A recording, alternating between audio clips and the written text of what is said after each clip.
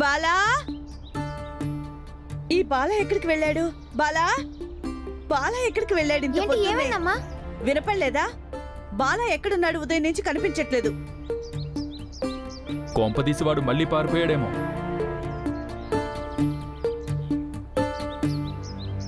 లేదు, బాలన్న ఎక్కడికి పారిపోలేదు. మరి నీకు తెలుసా ఎక్కడికి వెళ్ళాడో? అది నానే తను పంపించాడు. ఎక్కడికి? అరే చెప్పు, పోనీ మీరైనా చెప్పండి. అది బ్యాండ్ మేళం వాళ్ళ దగ్గరికి. అదే పెళ్ళికి బ్యాండ్ కావాలి కదమ్మా. నేనే చెప్పాను వాడికి బ్యాండ్ మేళం వాళ్ళతో పరిచయం ఉంది, అందుకే బ్యాండ్ చౌకులో వస్తుందని. వస్తాడులే. మరి నాకెందుకు చెప్పలేదు? అయ్యో మామయ్య, పెళ్లిలో బ్యాండ్ మేళం మగ పెళ్లివారు పెడతారు. అల్లుడు గారు, ఊరేగింపు కాకుండా ఇంకా చాలా వేడుకలు ఉంటాయిగా, కొన్నిటికి బ్యాండ్ పెట్టాల్సి ఉంటుంది. ఇప్పుడు ఇవన్నీ అబ్బాయి వాళ్ళు ఎందుకు చేస్తారు? మనమే పెట్టుకోవాల్సి ఉంటుంది. వచ్చేస్తుంటాడులే. అదిగో వచ్చాడు.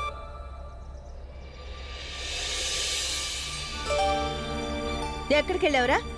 వెళ్ళేదేదో నాకు చెప్పేళ్ళొచ్చుగా. చెప్పు, ఎక్కడికి వెళ్ళావు?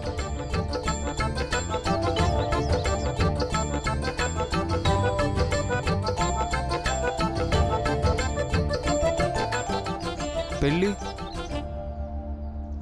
బ్యాండ్,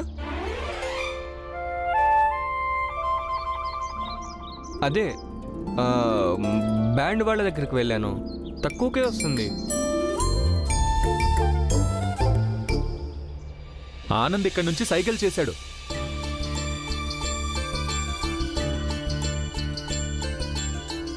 ఏంటా సైకిల్? లేదు లేదమ్మా, నేను బ్యాండ్ వాయించి డాన్స్ చేశాను అంతే. ఆనంద్ బావని విసిగించుకో. ఇక చాలే, ఆపరా. ఆనంద్, బావని విసిగించొద్దు. కనిపిస్తుందిగా పనిచేస్తున్నారు. నీకేం పని లేకపోతే వచ్చి నాకు సహాయం చేయి. బాలా, నువ్వు నాకు చెప్పకుండా ఎక్కడికి వెళ్ళొద్దు.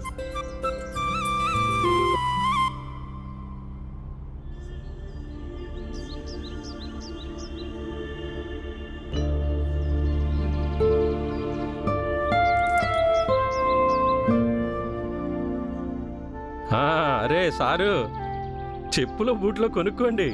ఇదిగో, వీడు నా చిన్న కొడుకు. వీడికి పెళ్ళి. ఇక మీకు తెలుసుగా ఈ పెళ్ళికి ఎంత ఖర్చు అవుతుందో. మీలాంటి పెద్దలు సాయం చేయకపోతే కొడుకు పెళ్ళి ఎలా చేస్తానండి?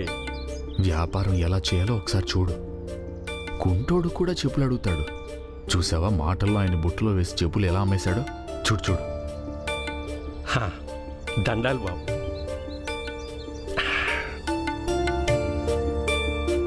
నాన్న, నువ్వు నా పెళ్లి విషయం గురించి అందరికీ చెప్తున్నావు.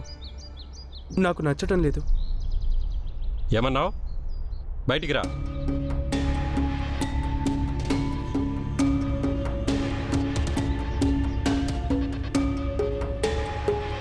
చెప్పు. నాన్న, ఈ పెళ్ళి అనేది మన వ్యక్తిగత విషయం. కానీ మీరేమో... నేనేంటి? ఏంటి నేను? నీ బాబునరా. నేనేది చెప్తే అది చేయాలి. నేను ఎలా చెప్తే అలా చేయాలి, తెలిసిందా? పో, ఇక పని చూసుకో.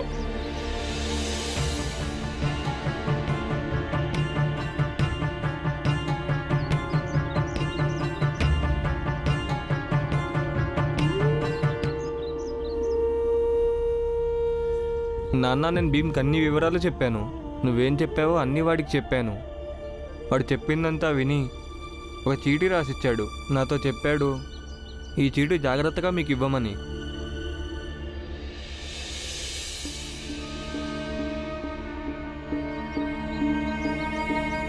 నానా, నువ్వు చెప్పింది నిజమే. ప్రపంచంలో ఏ పోరాటమైనా సరే పారిపోతే గెలవలేము. ఇక నేనెప్పుడూ పారిపోను నానా. నా ప్రతి మాటకి అమ్మ కోప్పడి ఉండొచ్చు, కానీ ఇప్పటిదాకా నన్ను సమర్థిస్తూనే వచ్చింది. కానీ ఈసారి అమ్మ నన్ను తప్పు పడుతుంది. ఇంకా నువ్వు అక్కడే ఉన్నావు. కానీ ఏమీ మాట్లాడడం లేదు.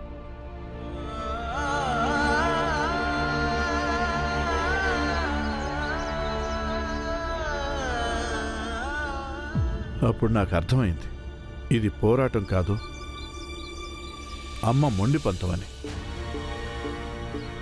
కానీ ఇప్పుడు కన్నతల్లి పంతంతో పోరాడే మొండితనం ఇంకా నీ భీమ్కి రాలేదు. అందుకే పారిపోయాను. అప్పుడైనా అమ్మ తెలుసుకుంటుందని, తన ఈ నిర్ణయం పట్ల నేను సంతోషంగా లేనని. నాకు గుర్తుంది నాన్న, ఈ రోజు దాకా నాకు ఏదైనా బాధ కలిగితే అందరికంటే ఎక్కువ అమ్మే బాధపడుతుంది. అదే ఆశతో నేను ఇక్కడున్నాను. అమ్మ నా బాధను అర్థం చేసుకుని ఈ పెళ్లిని ఆపేస్తుందని.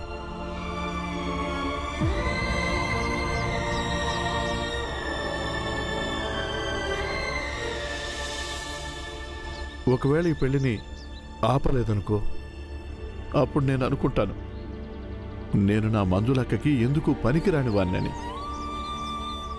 కానీ ఇది కూడా నిజమే నాన్న. ఇక నేను ఎప్పటికీ ఇంటికి తిరిగి రాను.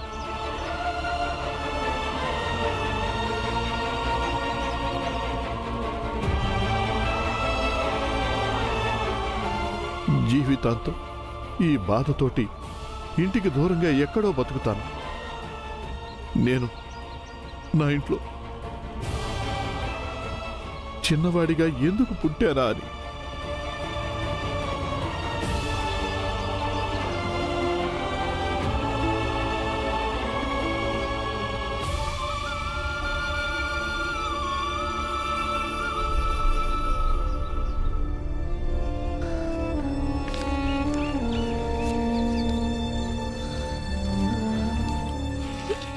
భీమ్ చాలా పెద్దవాడైపోయాడు. చాలా తొందరగా అర్థం చేసుకున్నాడు. అన్ని పోరాటాలు ఎదురుగా ఉండే పోరాడలేమని.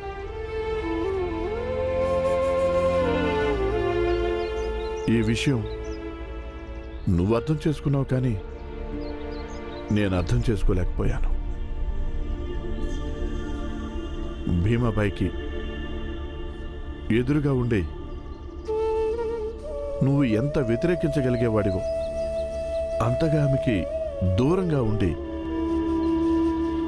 మీ అక్క మంచులకి పెళ్లి చేయడం కష్టంగా మార్చేశావు.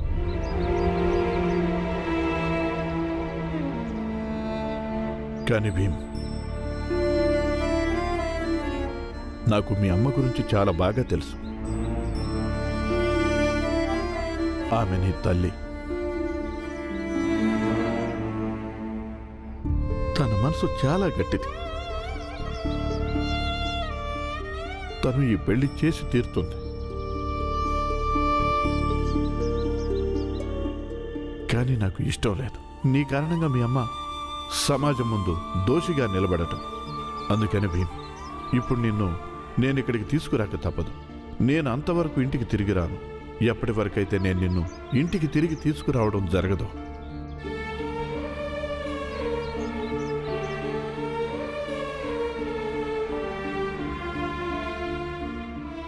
బాలన్నయ్య, అబ్బాయి వాళ్ళ ఇంటికి వెళ్ళి ఈ పెళ్ళి అసలు జరగదని చెప్పేద్దామా?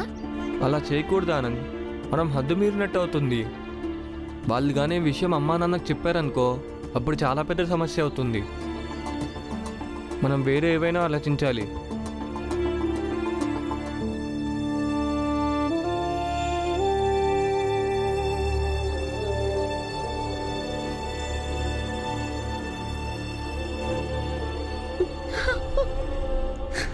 అమ్మా, ఇటు చూడు.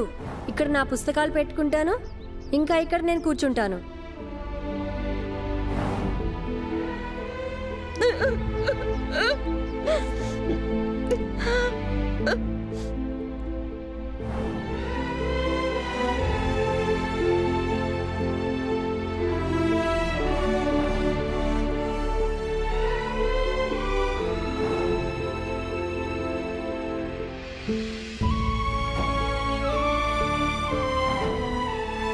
అమ్మా ఒక్కరోజు స్నానం చేయకపోతే ఏమవుతుంది?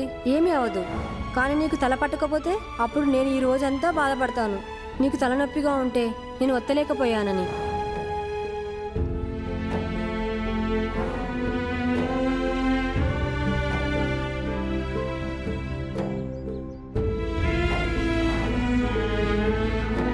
అరే భీమ్ ఇంకా చాలే. ఇంకెంతసేపు తయారు చేస్తాం మంజులాని? మంజుల అక్క స్కూల్కి వెళ్తుంది. స్కూల్కి చక్కగా తయారై వెళ్ళాలి కదా. ఒకవేళ అమ్మ ఈ పెళ్లి ఆపలేదంటే నేను అనుకుంటాను నేను నా మంజులక్కకి ఎందుకు పనికి రాలేకపోయానని. కానీ ఇది కూడా నిజమే నాన్న. ఇక నేను ఎప్పటికీ ఇంటికి తిరిగి రాను. భీమా, నువ్వు నా నిస్సహాయతను అర్థం చేసుకుంటే బాగుండేది.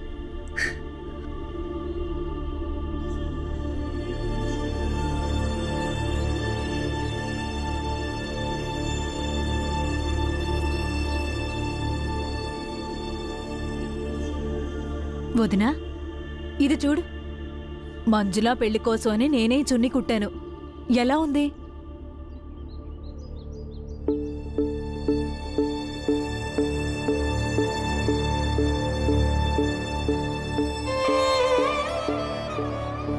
చాలా బాగుంది వదినా. మంజులకి చాలా బాగుంటుంది ఇది.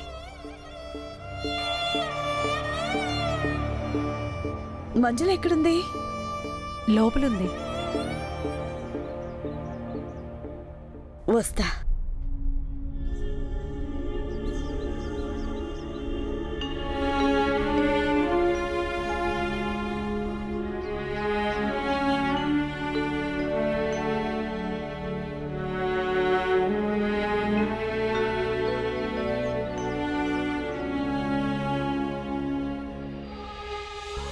మంజులా, రా ఇట్రా.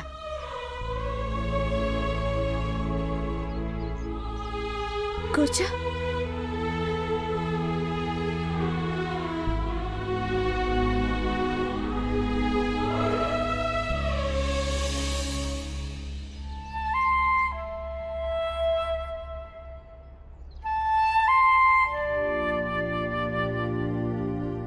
చూడు ఎంత అందంగా ఉన్నావో నువ్వు. నీకు తెలుసా, నేను వాస్తవంగా ఆ రోజు ఒక చక్కని పెళ్లి కూతురిని చూశాను. పల్లకిలో కూర్చోనుంది. అప్పుడు నేను అనుకున్నాను, మా మధ్యలో కూడా పెళ్లి కూతురు అయితే బాగుండని. ఎంత అందంగా ఉన్నావో చూడు. చూసావా, నా కళ నిజమవుతుంది. బతుకుండగానే నిన్ను పెళ్లి కూతురుగా చూడాలనుకుంటున్నాను నేను.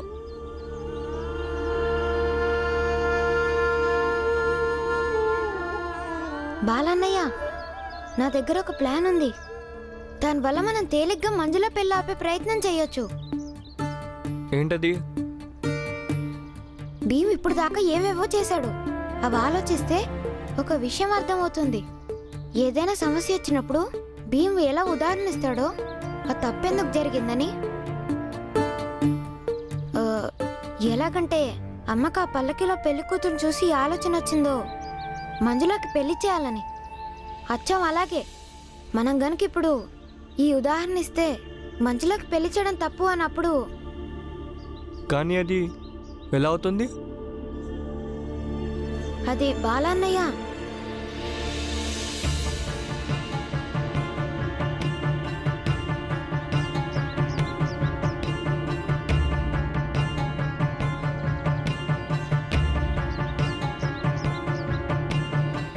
మంజులా, ఒక విషయం బాగా అర్థం చేసుకో.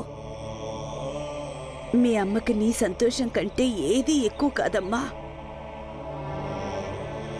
బహుశా ఈరోజు నీకు నేను తప్పుగా అనిపించవచ్చు, కానీ రేపు నువ్వు పెద్దదాని అవుతావు చూడు, అప్పుడు తప్పకుండా మీ అమ్మని అర్థం చేసుకుంటావు. మీ అన్నదమ్ములు అర్థం చేసుకోలేదు. భీమా, ఆనంద్, బాల మగపిల్లలుగా నువ్వు నా కూతురువి. మీ అమ్మని అర్థం చేసుకో. అర్థం చేసుకో.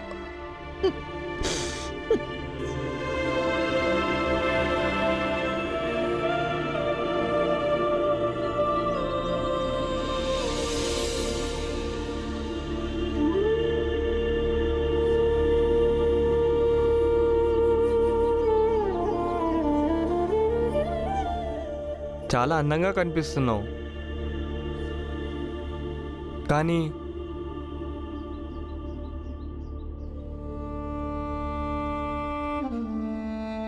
ఇది పట్టుకో.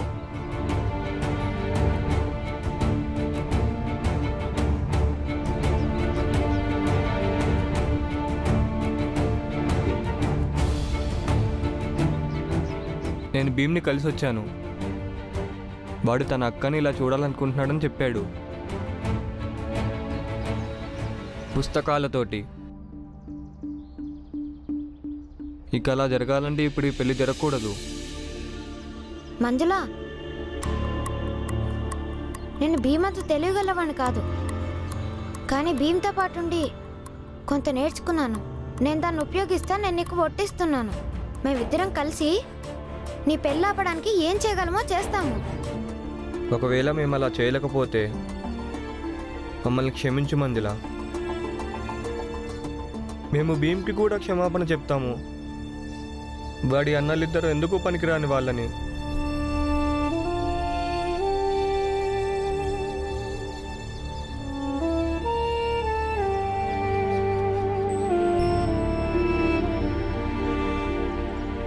అరే భీమ్, ఇంకా చాలేరా? ఇంకెంత రెడీ చేస్తాం మంజులని? మంజుల అక్క స్కూల్కి వెళ్తుంది, మరి స్కూల్కి తయారయ్యే వెళ్ళాలి కదా.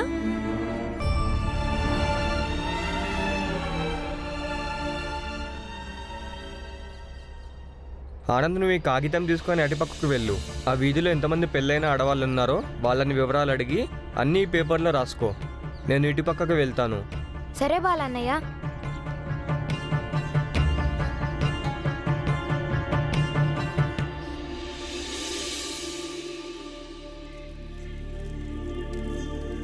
అన్నదమ్ములిద్దరూ ఎక్కడికి వెళ్ళారు? ఏమో మామయ్య కానీ మళ్ళీ వాళ్ళని ఎక్కడికైనా పంపించాడేమో. లేదు, మేం మా పని మీద వెళ్ళాం. అమ్మా, నేను ఆనంద్ కలిసి అన్ని జాతుల్లో 25 మంది ఆడవాళ్ళని అడిగాం. వాళ్ళకి పెళ్ళి ఎప్పుడైంది, వాళ్ళకి లాభాలు నష్టాలు ఏం జరిగాయని.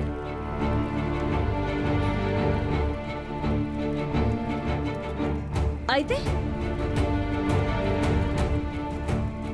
అయితే ఏం చేయమంటారు ఇప్పుడు? ఆ 25 మందిలో 21 ఆడవాళ్ళు ఒకటే చెప్పారు, వాళ్ళ పెళ్ళి అప్పుడే జరిగిందంట. ఇప్పుడు మంజుల అంత వయసు ఉన్నప్పుడు ఆ ఆడవాళ్ళందరూ ఆ వయసులో పెళ్లి చేసుకున్నందుకు నష్టాలే చెప్పారు. ఎలాగంటే శారీరకంగా చాలా బలహీనం అవ్వడం, వాళ్ళకంతగా బుద్ధి వికాసం కలగకపోవడం,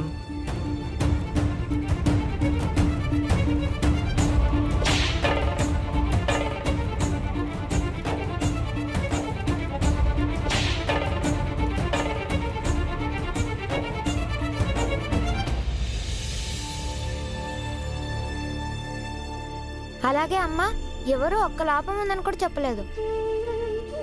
అమ్మా, నీకు ఎలాగైతే పల్లకిలో పెళ్లి కూతురుని చూసి మందిలకు పెళ్లి చేయాలని ఆలోచన వచ్చిందో, అలాగే వీళ్ళు ఒక్కళ్ళు కాదు, మొత్తం 25 మంది ఆడవాళ్ళు. వాళ్ళు ఎప్పుడో ఒకసారి పల్లకిలో కూర్చొనే ఉంటారుగా. వీళ్ళ అనుభవాలు వినైనా మందుల పెళ్లి ఆపే అమ్మా.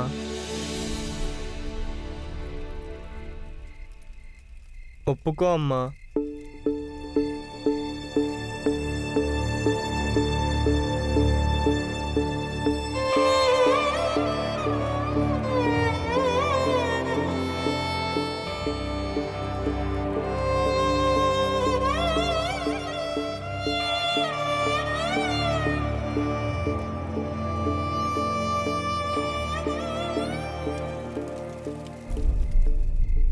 అమ్మా, చెప్పేది విను. ఎవరు నోరు తెరవద్దు. పెళ్లి ఏ రోజు నిశ్చయమైందో ఆ రోజే అవుతుంది.